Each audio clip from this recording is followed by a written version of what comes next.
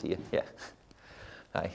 Yeah. Big. It was a big result last week for sure. I'm really gutted that I never got to see you guys in the aftermath of the game, because it was party time at FC BarcaLomond. It's the first time we've won a division in a good while, and a lot of hard work and a lot of good results came at the weekend off the back of a lot of hard work, and it was party time in here. But straight away we had a huge midweek to roll into, and it's just been everyone's been at battle stations, all systems go. So. Yeah, I'm sure it's probably one of the first things we'll get into, but yeah, we're really proud of the result we got last week, and like I say, it was a huge club effort. A lot of the guys that performed to get us at the top of Cap 240 last week and win as our first ever unique at the club are guys that have been at the club for ages, have got a really strong record of going and winning rewards for us. So it was a great effort on the pitch, and from everyone at the club, it was a real team victory. So. Yeah, great to see you, and I'm sorry we never seen you any sooner. How do you respond to the fans that think last week was just a flash in a pan? It'd been over a year since you'd won your last SO5 competition. What's going to stop it being another year before you have results as good as this? Well, I would say quite simply, those fans are going to need to have to just watch the team out on the pitch this weekend. Celtic are away to Motherwell. In the last 5 games, Celtic have went to Fir Park. They've scored 16 goals, so we're looking at an average of over 3 goals a game. So the form that the team is in, that we're going to be putting into All-Star, should be competing with the best teams in the world at this point. And when we look at the wonder kids that are coming through at the club as well, we'd seen them finish 6th last week as well. They were so close to finishing 3rd. And this week in that division, we've got an even stronger lineup going out this week. So I think not just in Cap 240 where we did well last week, but maybe even some of the better Super Rare divisions and even the under-23s this weekend, you'll probably see the same results, if not hopefully better. We are all happy to see Gvardiol bring in his first big reward for FC BarcaLomond since joining City in the summer. Oh. However, this week he has a cap of just 48 and he's expected to score above 60 points against Wolves. Is he going into a cap competition, or is he just too good to play in cap mode? Yeah, well, it's a funny one because in defence it's been really tough the last couple of weeks. We've not got that many high quality defenders, but we do have top end high quality defenders, so this week for Gvardiol we're probably going to be putting him in 270 because his cap is very, very proficient for us.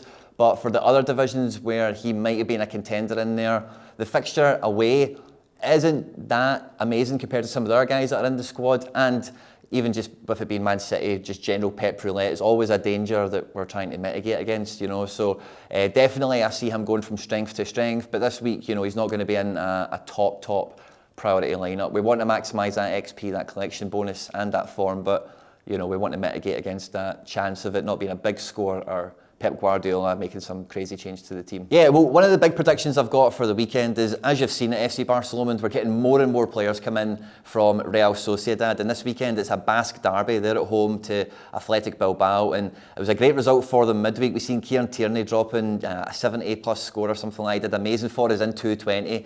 He was actually captain for us and scored 120 points. So there's a lot of great form. Obviously, Brais Mendes at the weekend, triple decisive in that team that got us to the top of 240. So this is a derby match that's normally really favoured by the home team if you look at the head-to-head.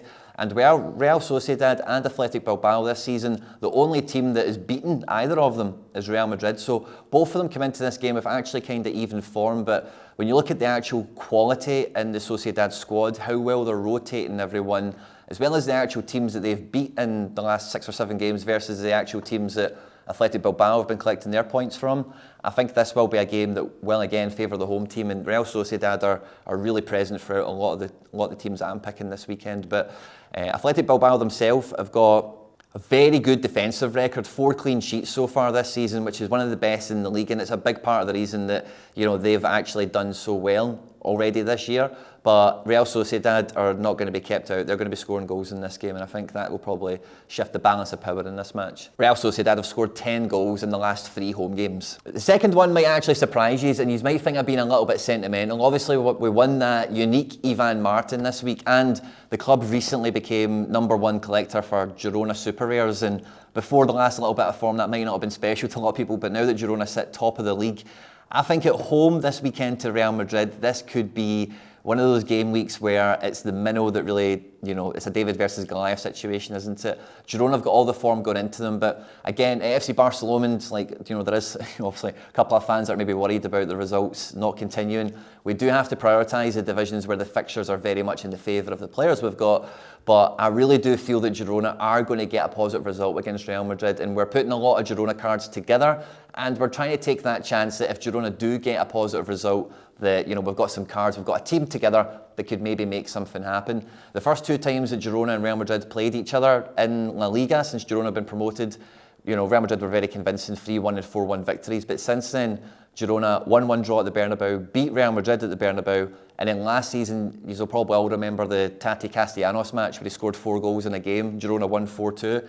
So in the last 3 games, Girona are undefeated against Real Madrid, and they've all played midweeks this week, but Girona are not in European football. They've not had any kind of fixture pile to really stress their squad as much as Real Madrid has had this year. So I think it's going to be a really good game. Galacticos versus, the up-and-coming Girona, as it were.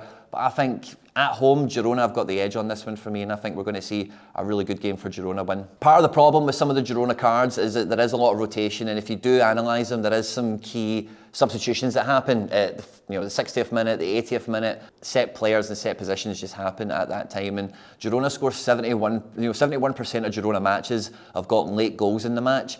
So this is a game where I don't mind taking someone that I know will feature in the game, and I'm it's Girona beating Real Madrid, it's a bit of a long shot, isn't it? So you're trying to keep all the long shots together, and hey, if they come in, FC BarcaLomond will be having a great time and joining in the Girona party at top of the league, and hey, if it doesn't quite go their way, then it's not sunk one of the bigger teams that we've put out this week. And from the Bundesliga, the main one I'm really looking at is Leverkusen and Mainz, because Leverkusen and Xabi Alonso have been taking all the headlines this year, and for really good reason. Boniface, Wirtz, Frimpong, Xhaka. There's been a lot of heroes and a lot of real great stories coming out, and 25 goals in the last 7 games has been an absolutely incredible result. But Leverkusen at the moment are scoring 55% of their goals in the first half. Mainz so far have conceded 14 goals in the last 6.